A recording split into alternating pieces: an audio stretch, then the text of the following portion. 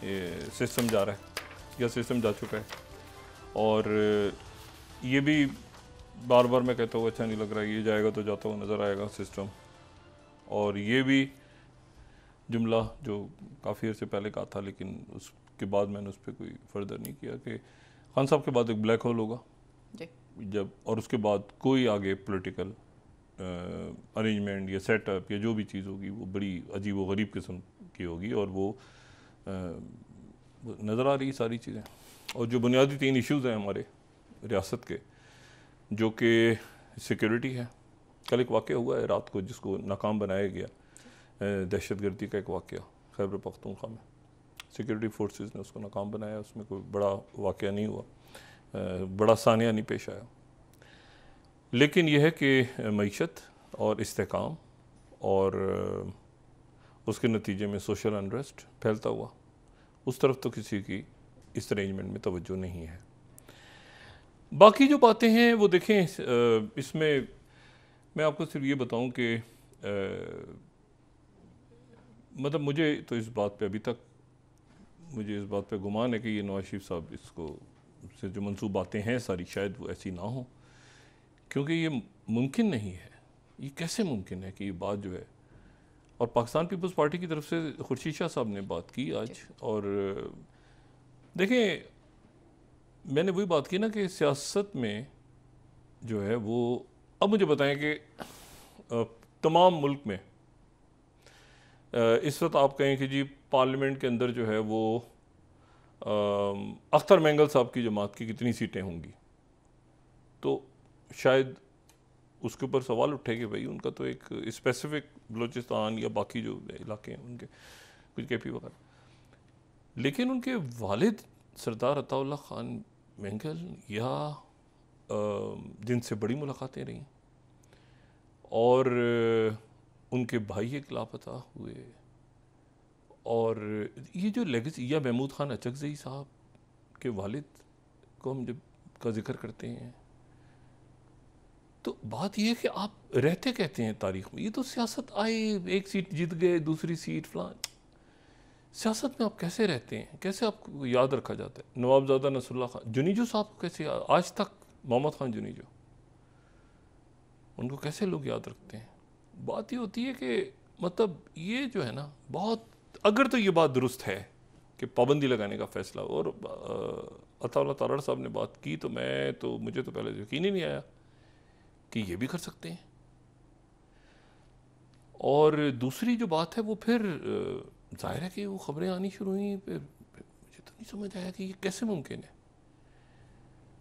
मतलब बिल्कुल। और देखें, ये सिस्टम जो है ना ये तो ख़त्म हो चुका है, ये बिल्कुल इसका ढांचा मुर्दा, एक दफनाने की बस है, कोई 4 घंटे को दफनाया जाए। उसकी वजह ये कि ये मैं कोई गैर आइनी बात नहीं, देखें मुशर्रफ साहब को देखें, अल्लाह ताला उनके दर्जात बुलंद फरमाए। मेरी उनके बारे में बहुत, उन्होंने उनके ऐसे काम हुए उनसे चंद जो कि नहीं होने चाहिए थे, लेकिन मैं उनको उस तरह से नहीं लेता जिस तरह अमूमन लोग अपने नंबर टाँकने के लिए कुछ शख्सियात उनका जिक्र करती हैं। मुशर्रफ साहब, अल्लाह ताला उनके दर्जात बुलंद फरमाए और उनकी गलतियाँ माफ़ फरमाए, हम सब की भी।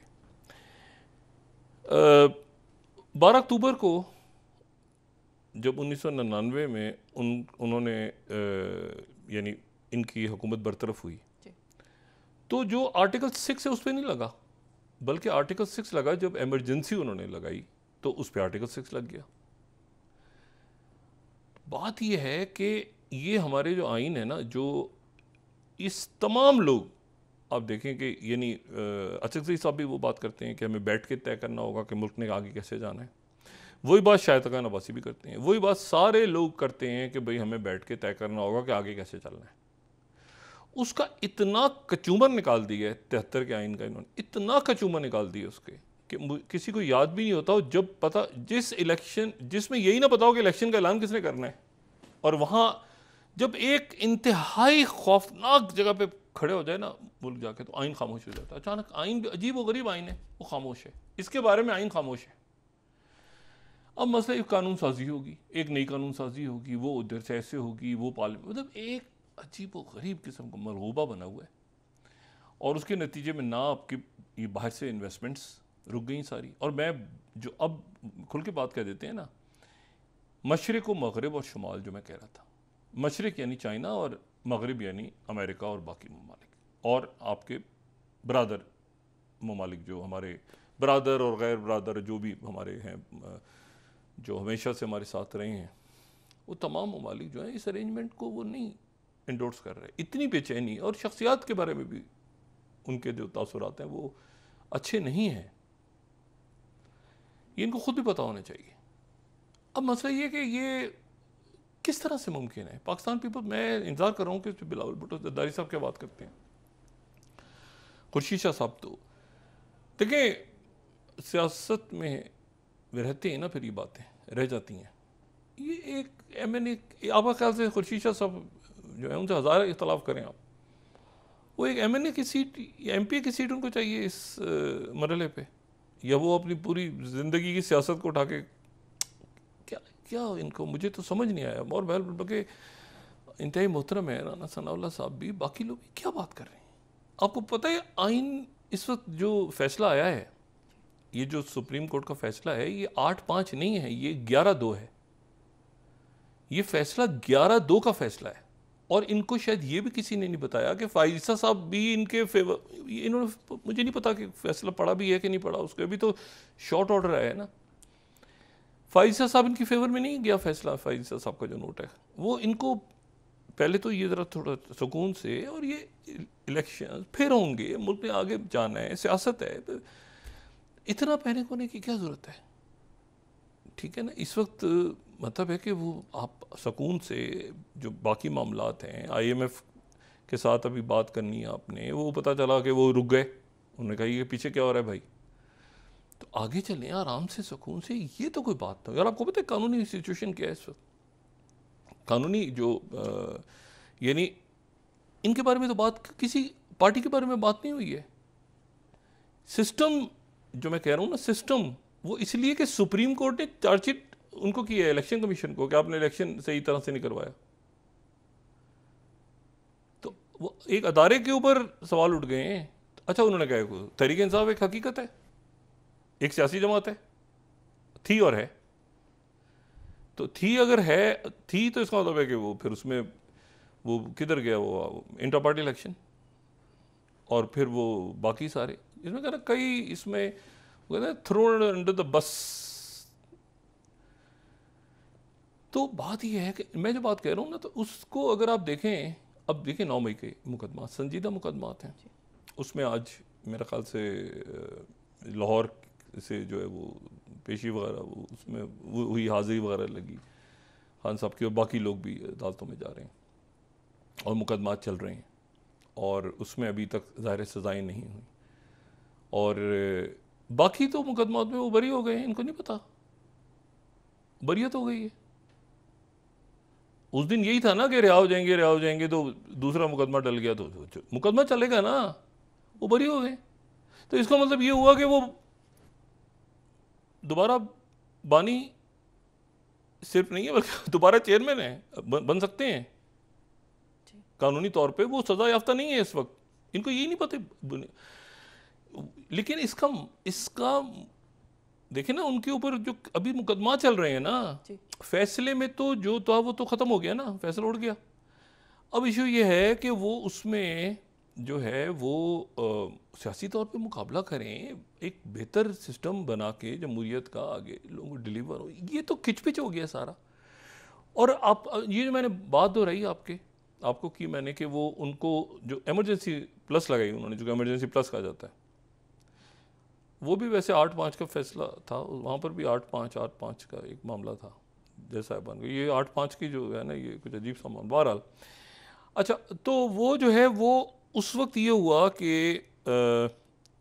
यानी मैं आपको ये बात क्यों बता रहा हूँ कि उसमें कि ये जो इस बात पे आई नहीं, ये आर्टिकल 6, ये जो कासिम सूरी साहब वगैरह के ऊपर तो एक आया हुआ है एक और, मगर जो 90 दिन में इलेक्शन नहीं हुए, ये आर्टिकल 6 नहीं है। इसको लीगल कवर कैसे मिलेगा कि इलेक्शन जो है वो 90 दिन में नहीं हो सका, और सुप्रीम कोर्ट ने करवाया, फिर वो सुप्रीम कोर्ट के ऑर्डर पे हुआ। कैसे वो देखे ना, कैसे खिंचता गया, नहीं हो रहा, इधर नहीं हो रहा, उधर उस वो। तो बहुत सारे मामलात ऐसे हैं जिसपे यानी वो जो शाहिद खान अब्बासी साहब ने बात की कि आर्टिकल 6 तो फिर बहुत लगेंगे ना, वो तो फिर आप छोड़ दें। इशू ये है कि पॉलिटिकल मामलात को, सियासी मामला तो एक तो अदालतों में नहीं लेके जाना चाहिए था। फॉरेन फंडिंग वाली बात भी वो उन्होंने कहा ख़त्म हो गई, वो मैं उसमें नहीं जाना चाह रहा बैरिस्टर गौर, लेकिन मैं आपको वो बात बता रहा हूँ कि वो असल में चेयरमैन उस वक्त वो एलिजिबल हैं, इसलिए शायद वो उन्होंने सोचा है और देखे प्रीएम्प्ट किया है, और प्रीएम्प्ट करके नवाज शरीफ साहब ने अक्रॉस द बोर्ड, ये पॉसिबल ही नहीं है। कैसे मुमकिन है कि आप आज की दुनिया में अपने मतलब है आप कहें कि पाबंदी लग रही है और आर्टिकल 6 में फांसी की सजाएं लगवाएंगे आरिफ अलवी साहब को, या क्या कासिम सूरी, क्या मतलब है कि इसमें थोड़ी सी जो है ना, मतलब कोई ऐसा केस इस्तिगासे का बनाएं, कोई तगड़ा सा केस ढूंढें, उसकी प्रोसिक्यूशन प्रॉपर अंदाज में करें, और वो पॉलिटिकल ना लगे, वो ऐसा लगे कि भाई इमरान खान की 8, 10, 12, 15, 20 जायदादें बाहर मौजूद हैं। अब 190 मिलियन, वो भाई किधर है, वो कहाँ है, अकाउंट होगा ना, वो गलती हुई है ना उसमें, वो जो किया फेवर किया वो ठीक है, वो एक कैबिनेट के अंदर फेवर किया और वो पैसा वापस आया, और वो बिल्कुल ठीक है वो वहाँ तक, मगर वो अब उसको ये भी कह सकते हैं ना कि वो पैसा कहीं पड़ा तो है ना, 190 मिलियन अगर कहीं पड़ा है तो हमें बताएं कहाँ पड़ा, वो कौन से अकाउंट में, तो इधर ही है। और वो ठीक है एक फेवर दिया, और एक बड़ा मतलब मैं उसकी बिल्कुल फेवर नहीं कर रहा वो जो है, लेकिन वो भी उसमें भी ख़त्म हो गया वो केस। इसी तरह से जो साइफर है वो भी ख़त्म हो गया। तो अब वो कानूनी तौर पे अब ये कि पाबंदी लगेगी, आर्टिकल 6 लगेगा, ये तो बड़ी अजीबो-गरीब किस्म की बातें हैं। इनको शायद ये नहीं पता कि जो है ना वो नहीं, मेरे ख्याल से नवाज शरीफ साहब दोबारा रजू करें अपने इस फैसले पे, और सियासी मामलात को सियासी तौर पे हैंडल करें। जो भी शख्सियात साद रफ़ीक साहब हैं, अयाज सादिक साहब हैं, इमरान खान साहब के, ये बड़े आपस में इनकी अच्छे रवाबित रहे हैं, इरफान सिद्दीकी साहब हैं, बाकी लोग वो रब्ता करें उस तरफ से, और बात करें और बैठें और मुल्क को आगे लेके चलें। ये काम